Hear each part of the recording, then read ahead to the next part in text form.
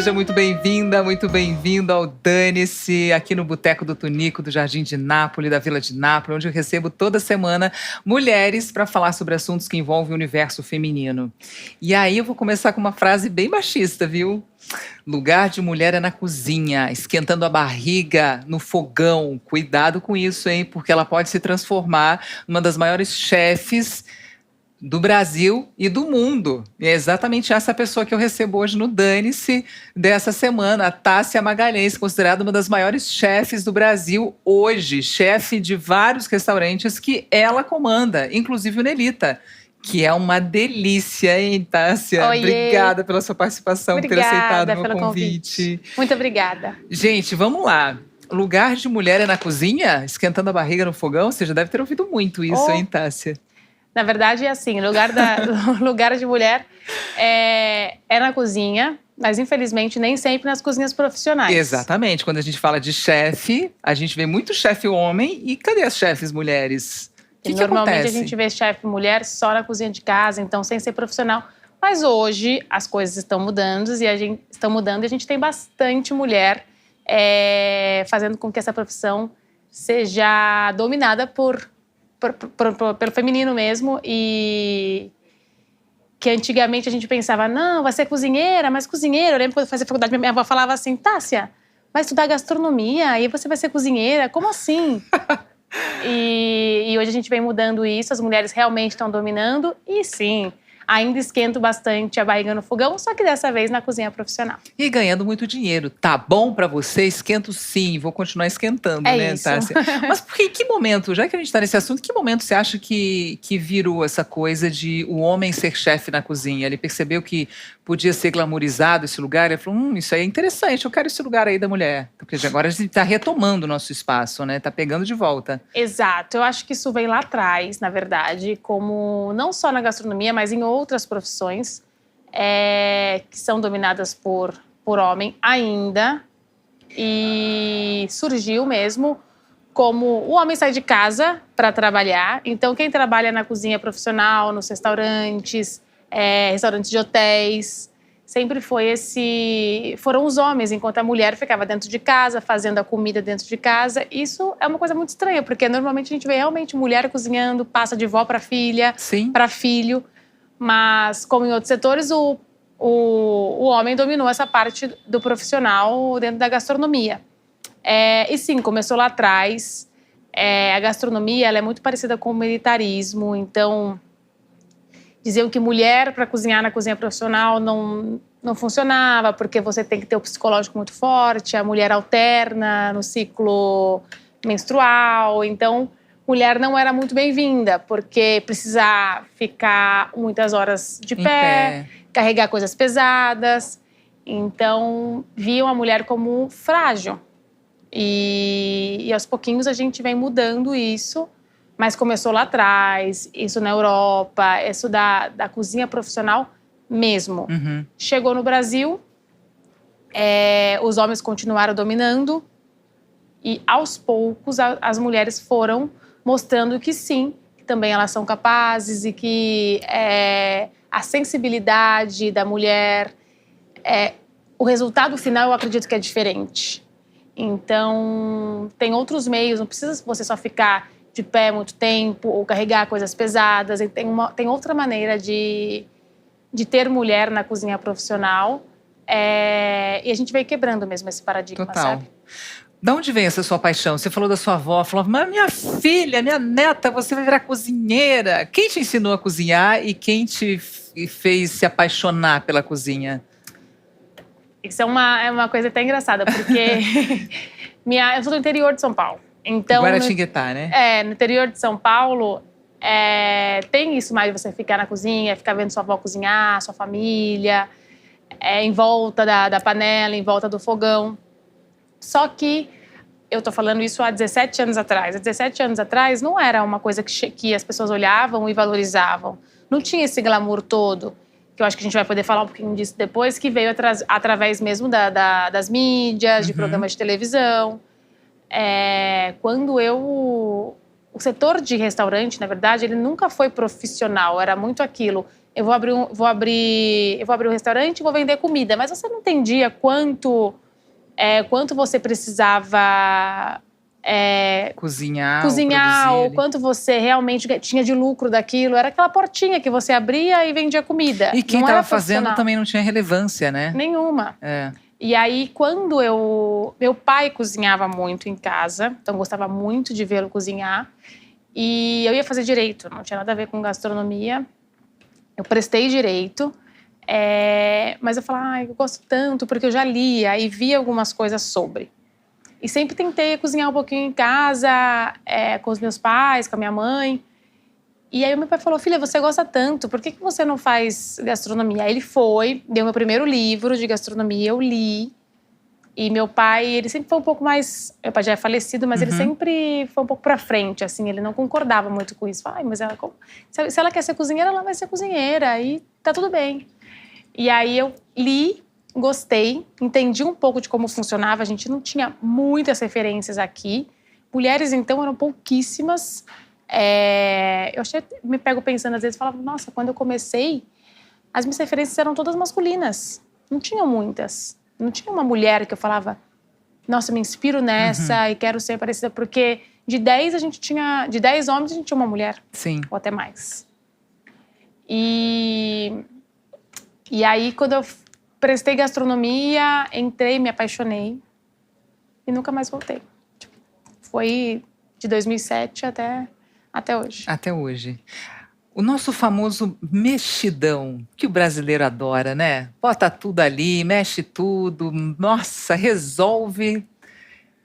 Chefe é contra o mexidão ou é a favor do mexidão? Eu amo o mexidão e eu tive um restaurante que ainda ele não tem espaço físico, mas ele ainda acontece em eventos, que chamava Risoeria. Que é de arroz. E ele nasceu por conta desse mexidão. Se você me perguntar qual a sua comida favorita que sua mãe fazia, era isso. Porque minha mãe chegava do trabalho super tarde.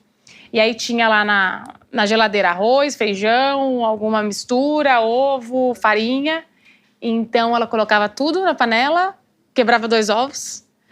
E a gente comia isso. Às vezes eu queria comer na panela mesmo, porque eu achava mais gostoso. Então realmente eu amava muito. E com a vida corrida de restaurante, porque restaurante você sai de manhã e volta de madrugada. E aí com a vida corrida de restaurante, eu morava sozinha em São Paulo, chegava em casa, colocava tudo numa panela, mexia e comia. E aí eu falei, quero fazer um restaurante de arroz que seja servido assim. Então todos os arroz eram servidos em panelinhas, então arrozes misturados. Então tinha arroz lá de bacalhau, arroz, o mais famoso, que foi uma homenagem pro meu pai, que quando eu abri esse restaurante, meu pai faleceu. Chamava arroz birubira, porque meu pai chamava ubirajara. E era arroz birubira, que é arroz, feijão, linguiça e farofa. Gente, é um mexidão mesmo. Eu sou apaixonada pelo mexidão. Que legal. E arroz, então, é a sua comida preferida? Amo. Acho que o arroz tá no top, assim. No top. Agora, você falou, quando eu chegava em casa, fazia o mexidão, mas você trabalhando no restaurante, não se come no restaurante? Difícil. Jura? Você pensa, nossa, deve ser o que mais faz. Difícil, não, porque é muito corrido. Não dá muito tempo, tem muitos processos. Então você tem que chegar, tem que ver se o ingrediente chegou bem, se a produção está sendo feita. Você tem caldos que demoram 2, 3 dias para ficarem prontos. Então tem toda uma logística que acontece dentro do restaurante. Hoje o Nelita é um restaurante de alta gastronomia, então tem muitos, muitos detalhes. E é difícil. Dificilmente a gente consegue comer mesmo no restaurante. Tem aquela hora que você come, dá aquela descansada. Mas difícil. Tá tão com aquela adrenalina de fazer acontecer, que nem dá fome. Você falou da homenagem pro seu pai, né? Desse arroz birubira.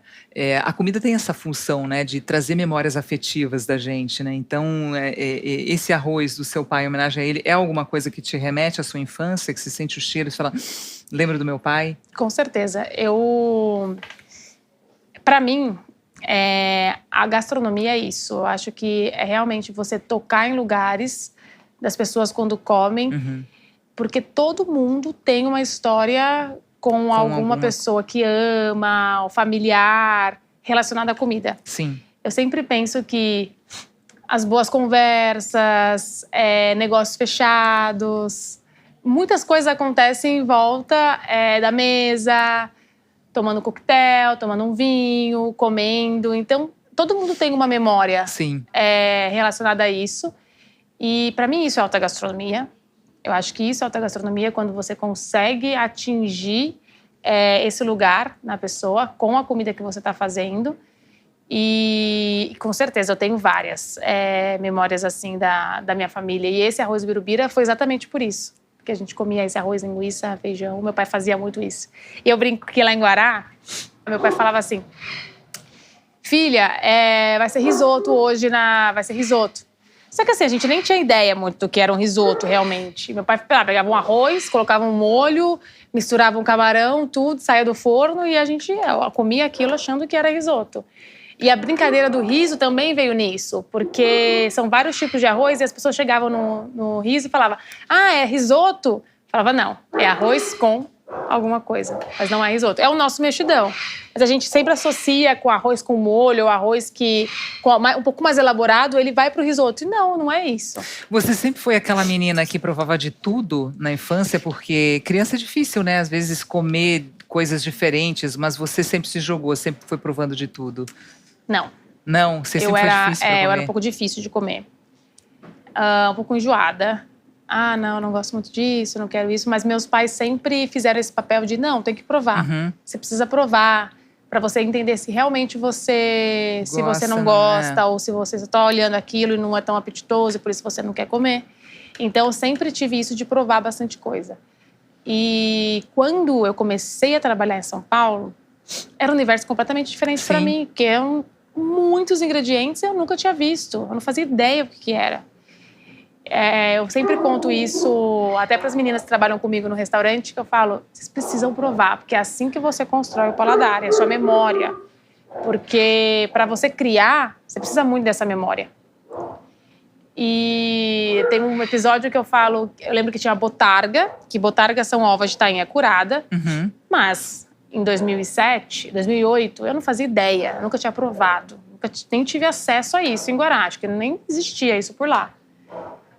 E eu tava no restaurante, eu vi eles usando, pega a botarga. E eu falei: meu Deus, o que é botarga? O que é botarga? Me mostraram o que era, e serviram, eu peguei um pedacinho, coloquei no bolso do avental. E passou, tirei, mastiguei, comi, aquilo ficou na minha cabeça. Depois cheguei em casa, que a gente não tinha também essa facilidade de celular, que você vai lá e pesquisa o que é. Não existia isso. Então cheguei em casa, abri o computador. E aí pesquisei, botarga. Eu fui entender o que era botarga. Também era só eu de mulher na cozinha, então tinha aquele pouco de vergonha. Putz, um monte de homem, vou perguntar o que é, vão me responder daquele jeito. E aí procurei o que era a botarga. Aquilo ficou na minha caixinha aqui, da memória, do meu paladar. E as coisas foram acontecendo. E eu tenho tudo que eu vejo, eu provo. Tudo. E até no restaurante é assim. Eu chego e falo: baixa os molhos, eu quero provar. E eu saio provando tudo, porque eu acho que é muito importante. Você só consegue ter referências, você realmente só consegue criar a partir do que você conhece. Sim. E tem alguma coisa que definitivamente você não come, você fala: isso realmente não cabe no meu paladar? Definitivamente eu não como, não tem nada. Mas tem coisas que eu não gosto, mas eu me forço a criar coisas com isso. Então, por exemplo, eu não gosto muito de abobrinha. Mas, no menu do Nelita, por exemplo, todos os menus do Nelita, eu uso abobrinha. E eu coloco, e hoje no menu do Nelita tem uma abobrinha, que é só abobrinha, e que é um dos pratos que as pessoas ficam mais impressionadas no menu degustação. Quando chega a abobrinha, falam: não é possível, é só isso. Eu já provei o menu degustação do Nelita e realmente tem abobrinha, que é uma delícia, diga-se de passagem. É muito bom. As pessoas ficam impressionadas com isso. Super! Aliás, o Nelita é todo bom, né? Tudo no Nelita é gostoso, assim, não tem... Quais foram os últimos prêmios que o Nelita ganhou agora? Qual é a referência de restaurante dentro de todos? Ele é o melhor hoje de São Paulo? Como que tá? Sim, o Nelita ganhou alguns prêmios. Sim. Eu tenho que agradecer, que sou bastante abençoada nisso. A gente ganhou agora, o recente que a gente entrou na lista dos melhores, né, do Brasil. O Nelita tá em sexto do melhor do Brasil. Mas a gente ganhou ano passado o melhor restaurante de São Paulo. Melhor restaurante em todas as categorias. O Nelita está na lista dos 50 melhores da América Latina. O Nelita Eu ganhei como chefe pelo La Liste do ano de 2023 em Paris, na França. Eu ganhei chefe do ano também por uma outra revista nacional, chefe do Brasil. O Nelita agora está concorrendo de novo esse ano, a primeira premiação que a gente está tendo. O Nelita está concorrendo como o melhor restaurante do Brasil. Tem alguns prêmios. Você imaginava? Não sei se eu vou lembrar de todos, posso esquecer de alguns, mas tem alguns. Bem, mas tem tanto prêmio assim, mas você imaginava que um dia isso poderia acontecer na sua vida? Você estudou para isso? Você falou, eu vou me tornar a melhor chefe que eu posso ser, assim, eu quero realmente me destacar nessa área. Sim. Eu estudei para isso e quando eu entrei para trabalhar em restaurante em São Paulo, eu entrei num restaurante que hoje não existe mais, chamava Pomodori, lá no Itaim. E para mim foi tudo muito novo e realmente eu tive professores muito bons. Quando eu tinha 23 anos, eu assumi a primeira vez de chefe de cozinha e ali também ganhei um monte de prêmios, que foi uma coisa muito maluca. Ganhei Forbes Under 30 quando eu tinha 25. Que a Thaísa foi escolhida, a Tássia foi escolhida pela Forbes Brasil como um dos 30 brasileiros que se destacam na área. Dentre os 30, ela estava ali, entre os 30 brasileiros que mais se destacavam em sua área. E você foi escolhida pela Forbes Brasil. Isso foi muito legal, porque eu ganhei há 10 anos atrás. E esse ano a gente teve uma outra lista da Forbes e eu entrei também na categoria chefe. Eu estou representando o Brasil. Que loucura, que 10 legal. 10 anos depois. 10 anos depois. Mas eu não imaginava que tudo isso fosse acontecer. Eu sempre quis ser boa naquilo que eu estava fazendo. Eu acho que teve muita dedicação, acho que tudo isso é muito importante. Mas não imaginava a dimensão, premiação. O Nelita tem muito novo, ele tem 3 anos. 3 anos só, né? Pra gente foi uma surpresa. Depois de muitos anos de restaurante, eu fui abrir o Nelita. E eu falei, não, vou abrir mais tranquilo o Nelita, acho que vai ser bem mais tranquilo. Não... Eu queria uma coisa bem assim, até que tem 2 pessoas que trabalham lá desde o início, um no salão, um na cozinha. E aí ele até brinca, ele fala, quando a gente fez a entrevista, você falava, não, vai ser bem tranquilo, não vai ser nada assim e tal. Só que tem coisas que a gente não consegue controlar. E ele ganha uma proporção. E eu fico muito feliz e grata, né? E o Nelita tem uma cozinha basicamente feminina. 100%, só mulheres. Por que isso? Isso foi uma escolha, logo no início, porque Nelita é para homenagear minha mãe. Sua mãe, tá. Que é a mulher que ela não se chamava Nelita, ela se chamava... Minha mãe chama Helena. Helena. E Nelita é um apelido carinhoso para Helena em italiano. Então, como minha base de cozinha é italiana e o Nelita é um restaurante com base italiana, eu fiz essa homenagem para ela. Com todo o passar do tempo, trabalhando em restaurante, fui morar fora, voltei. E eu sentia que as meninas sentiam a mesma coisa que eu lá atrás. O que você sentia? Que eu não tinha muitas referências femininas. Que faltava isso.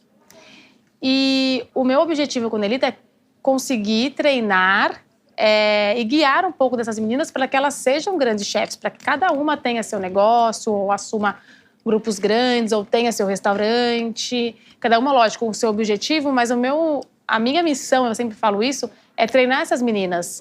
É mostrar para elas que sim, que dá para chegar em lugares de liderança, de destaque.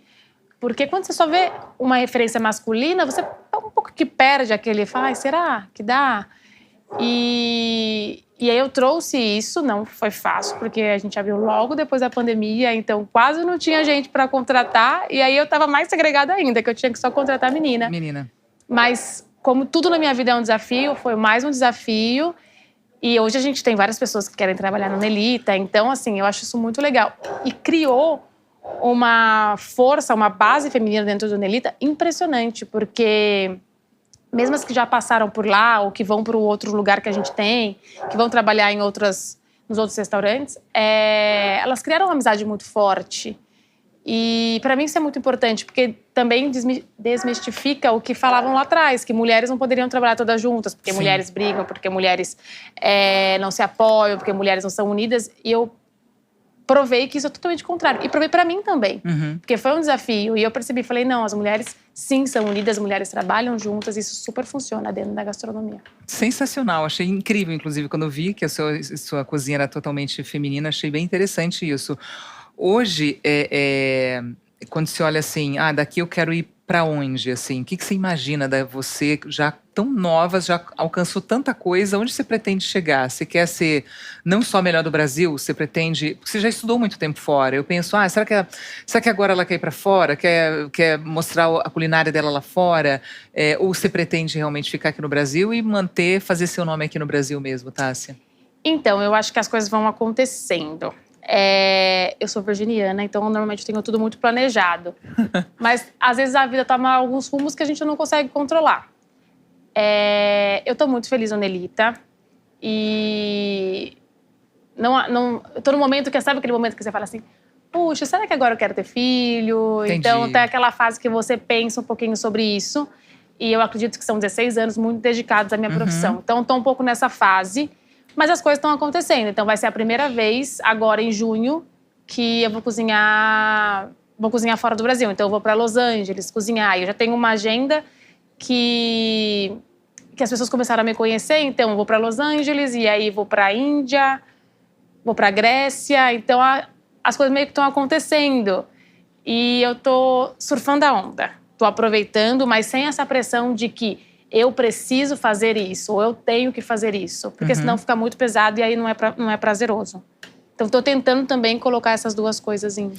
Para quem está pensando em fazer gastronomia, você estudou onde? Como que você começou? Eu fiz Senac em Campos do Jordão. Na minha época não existiam muitas faculdades de gastronomia, hoje a gente tem bastante. Isso é muito legal mesmo, porque na minha época eram poucas e não eram todas as pessoas que tinham acesso a fazer uma faculdade de gastronomia. Então, acho que isso tem mudado muito. Isso é muito, muito importante. Eu fiz em Campos do Jordão, de Guaratinguetá era pertinho, mas eu morei lá. E aí, vim para São Paulo, fiquei em São Paulo e depois fui morar na Dinamarca. Porque em 2010, a Dinamarca teve um boom da gastronomia, depois dos espanhóis. Então, os nórdicos ficaram... o mundo inteiro colocou os olhos nos nórdicos e eu tive a feliz coincidência da minha prima morar na Dinamarca. Ela morava em Copenhague. Então, eu saí daqui de São Paulo e fui para lá, estagiar em alguns restaurantes que na época eram considerados os melhores do mundo. Fiquei por lá e aí retornei para São Paulo. Então, tive essa formação de estágio muito boa fora. Para mim, isso foi muito, muito importante. Olhando hoje para a minha carreira, pela forma de cozinha que eu tenho. Então, a gente está falando de São Paulo com vários restaurantes italianos. Então, é um desafio também. Eu fiz uma proposta de restaurante italiano completamente diferente do que a gente vê. Então, não tenho pratos autorais, não tenho pratos clássicos, só pratos autorais. Mas sempre preservando ter pastas no menu, só que trazendo minha identidade mesmo. Então, massas mais delicadas. Isso veio muito dessa influência que eu tive morando fora. Você está falando da massa mais delicada, eu queria que você falasse qual que é o segredo? Qual que é o seu segredo? A cartinha na manga da Tássia, assim, que esse é seu diferencial, que você acha dentro da cozinha? Eu acho que é provar muito e o sabor. Porque, como tudo na vida, tem tendências. E a gente tem que prestar muita atenção sobre isso. A gente está vivendo uma época onde tem muitas redes sociais, muitas informações, as coisas caem muito. E é muito importante, se você não tiver muito definido o que você é, onde você quer chegar, você pode se perder no meio do caminho. E eu sempre fui muito segura, sempre tive muita certeza do tipo de comida que eu conseguia mostrar a minha pessoa, a minha identidade, a minha alma. Porque eu acho, como eu falei no início, comida é muito isso, é muito alma. Não dá pra você fazer um copia e cola, por exemplo. Sim. Vai faltar. Pode ser lindo, mas vai faltar. Alguma coisa vai faltar. E eu acho que eu preservo muito isso. É a minha forma de cozinhar. E eu acredito que isso de provar, eu consigo trazer bastante sabor, sabe? Então, pra mim, isso é o mais importante. Porque a gente... Não adianta estar bonito, estar lindo, estar perfeito. Tem que ser um conjunto todo. Mas na hora que você coloca na boca, quando você prova, puta, tem que tocar. Eu acho que isso é onde eu penso muito, eu converso muito com as meninas. Eu falo muito isso nas reuniões, falo muito isso para elas. Vocês precisam provar. Tem que estar muito bom. Você tem que falar, que delícia é isso. Porque se você prova e tá mais ou menos, não faz sentido. E tem que estar bonito, né? Porque a gente come com os olhos, inclusive. Exato. Isso tem que ser tem que ser um conjunto. Não pode faltar aqui e sobrar ali. Até porque as redes sociais, né, gente? Aqueles cozinheiros de fim de semana que fazem aqueles pratos deliciosos, mas que muitas vezes não é bonito. E dividem com todo mundo, né? Colocam lá, olha o que eu cozinhei. Tipo, olha, pode até estar gostoso, mas bonito não tá. Então tem um pouco isso, né? E aí isso é uma linha que é bem importante, assim. Na cozinha profissional, você não pode só se preocupar com a estética, esquecer o sabor, e também não pode só, de um lado, esquecer a estética. Tem que ter esse conjunto, que eu acho que é muito importante. Não, e você ainda tem que se preocupar, já que a gente falou de rede social, né? Você tem que ser muito boa, você tem que cozinhar muito bem, a comida tem que ser gostosa, a comida tem que ser bonita, e você ainda precisa saber como lidar com as redes sociais, com as informações que estão sendo divulgadas nas redes sociais do seu restaurante, né? Porque você vai lá, eu vou lá, posto um negócio do Nelita, nossa, restaurante maravilhoso.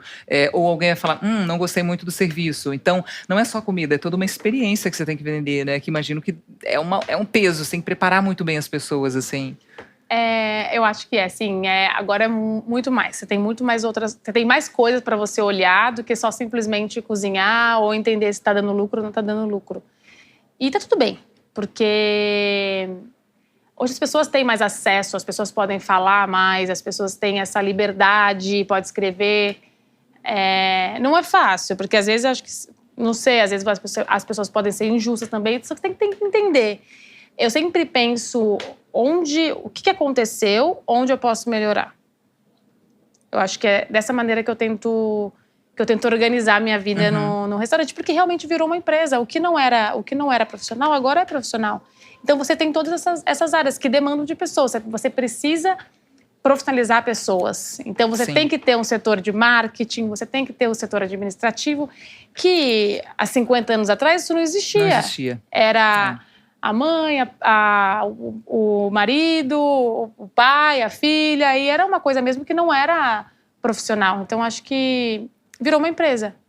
E é um negócio, isso é muito importante. O que você carrega de Guaratinguetá depois de ter saído de lá, ter morado fora, ter Riso, Uno, Meg, Nelita agora? São tantas coisas que você viveu, mas de que forma que você continua carregando o Guaratinguetá junto com você? Primeiro, acho que eu não vou perder isso nunca. Eu amo o Guará muito. Quando eu tô lá, eu me sinto Tássia. Isso é muito bom. E agora, no menu do Nelita, por exemplo, eu tô contando um pouco dessa história. Então, o menu do Nelita, ele é voltado totalmente para os produtores do Vale do Paraíba, os produtores de Guará. Então, eu tô contando um pouquinho dessa história, da minha história de Guaratinguetá nesse menu do Nelita. Porque, às vezes, tinha gente que nem sabia que eu era de lá há tanto tempo aqui em São Paulo. Eu quero mostrar que eu sou de lá, não quero perder isso. Já perdi um pouco do meu R. Mas quando eu tô lá, eu me sinto realmente em casa, assim. É uma coisa que não tem como explicar. Para quem está começando, então, você falou que você começou no Senac, né? De Campos do Jordão. Para quem está começando hoje, se fosse indicar uma escola em São Paulo, qual seria a melhor escola de culinária? Não só de São Paulo, mas do Brasil, de uma forma geral. Qual que você acha que hoje se destaca, assim, que está preparando bons profissionais para o mercado? Difícil isso, mas a gente tem algumas escolas que são muito boas. Tem as líderes de mercado, que são realmente boas. O Senac, que eu fiz, eu super indico, porque eu acho que é muito profissional. Tem o AMB Morumbi também, que eu não tô nada de nenhuma. Não, ninguém tá ganhando nada aqui, tá, gente? É só para realmente ajudar quem tá escolhendo. Eu gosto da forma de ensinamento dessas escolas, que são as que eu mais conheço também. Que o AMB, por exemplo, a gente tem a Rosa Moraes, que sempre cuidou de tudo lá, essa parte de coordenação, ela sempre cuidou bastante da escola. E a importância também de trazer chefes de fora do Brasil para as pessoas conhecerem. Então, quem está estudando lá tem muitas palestras. Isso é muito importante. Então, acho que isso é muito bacana. Assim, essas escolas são escolas que eu gosto muito. O país que faz a comida mais gostosa é a Itália? Ai, difícil. Eu acho que é o Brasil, vai. A gente tem esse mix aqui que ele é muito completo. Eu acho que o Brasil, a gente tem esse mix muito completo, principalmente em São Paulo. São Paulo é um mundo, né? Para quem gosta de culinária, realmente aqui você encontra os melhores restaurantes. Mas eu acho que a cozinha da América Latina, ela é muito completa. Ela é cheia de sabor, ela é cheia de história. Para mim, assim... Qual foi o momento mais feliz que a gastronomia te proporcionou na vida? Acho que foi a primeira vez que eu entrei na cozinha. Mesmo? Porque eu sempre falava que eu ia ser confeiteira e quando eu entrei a primeira vez dentro do restaurante como estagiária em 2008, em São Paulo, meus olhos brilharam e eu falei, é isso que eu quero. E ali eu acho que foi o momento mais feliz. Eu fiquei muito, muito, muito feliz. Eu acho que nenhum prêmio me deixou como eu fiquei nesse dia. Tinha certeza que era aquilo. E você lembra o que você fez nesse dia? O que você cozinhou? Nada. Eu cortei batata, descasquei cebola, limpei o chão, fiz faxina, lavei a coifa. Porque é assim que começa numa cozinha.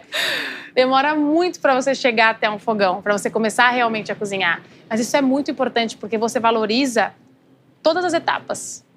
Então é importante descascar batata. Muito importante, muito.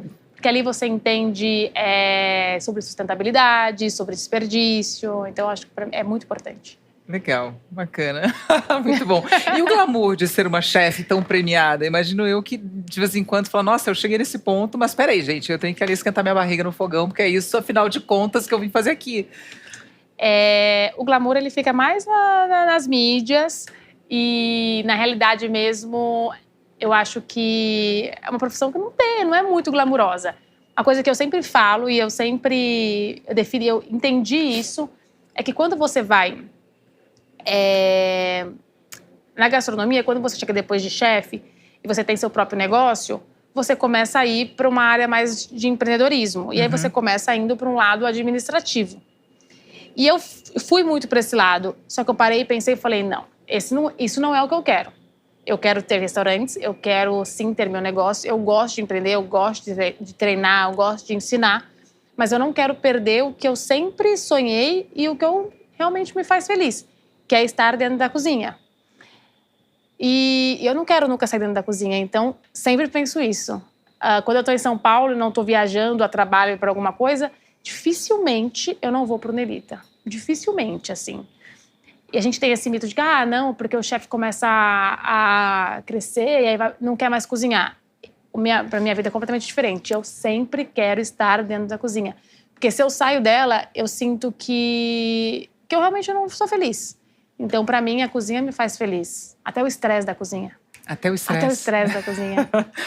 Olha, o papo tá bom, minha gente, mas estamos no Boteco, Boteco do Tunico, aqui no Jardim de Nápoles, no Vila de Nápoles. E todo boteco tem a bolacha de chopp. Você bebe chopp, inclusive? Não? Você tá ali no ginzinho e tal. Atrás da sua bolacha tem uma frase. Eu queria que você lesse a frase, tá? Você comentasse a sua frase do Dane-se. A verdadeira liberdade está em dizer dane-se para o que te segura e te impede de voar. Como que se encaixa na sua vida? Eu acho que isso encaixa muito na minha vida. E primeiro porque é muito legal isso, porque para você trabalhar em restaurante, meu pai falou assim, filha, você tem certeza? Se você realmente tiver certeza, porque você vai ter que abrir mão de muitas coisas. Sim. Então, momentos que vai estar todo mundo festejando, você vai estar do outro lado. Isso aconteceu muito, porque meu pai, minha mãe e meus irmãos iam até o restaurante e eles estavam lá para estar perto de mim, mas eu estava trabalhando. E é sobre isso. Eu tinha a minha liberdade dentro da cozinha e eu acho que esse tipo de liberdade que me faz feliz. Esse tipo de liberdade, eu estar fazendo o que eu amo, independente das pessoas acharem que eu não tinha essa liberdade, porque eu estava presa no trabalho. E não, minha liberdade é isso, estar dentro da cozinha, cozinhando. Ver as pessoas felizes me impacta muito. Então, eu fico sempre atenta quando a pessoa come, eu fico observando se ela tá gostando. Ai, gente, tem coisa melhor do que comer? Eu não sei, não. Eu desconheço. E comer no Nelita realmente é uma experiência. Já fui lá algumas vezes e é realmente sempre um serviço excelente, uma comida, então, nem se fala. E a responsável está aqui. Então, eu só tenho que te agradecer mesmo por ter aceitado o meu convite. Obrigada, muito obrigada. Fiquei muito feliz mesmo. Eu tô atrás dela, gente, um tempão. Graças a Deus, que bom que deu certo. Hoje deu certo. Deu certo. Obrigada, Tássia. Muito obrigada. Sucesso para você sempre, na sua vida, na sua carreira Pra e no nós. seu futuro brilhante. Pra nós. Gente. Obrigada. Fiquei muito, muito feliz com o nosso papo. É uma honra estar aqui. Ah, eu Obrigada. te agradeço. Gente, espero que você tenha gostado. Deu uma fominha aí? Vai lá fazer seu mexidão, quem sabe agora correndo, e manda bronca, porque o mexidão salva, né? E é realmente muito gostoso. Então, obrigada pela sua companhia. Se você já está inscrito aqui no canal, obrigada. Se ainda não se inscreveu, aproveite, já se inscreva, deixe seu recado aqui embaixo e deixe seu like também, tá? Obrigada pela sua companhia e a gente se vê de novo semana que vem, na quarta-feira. Um beijo para você.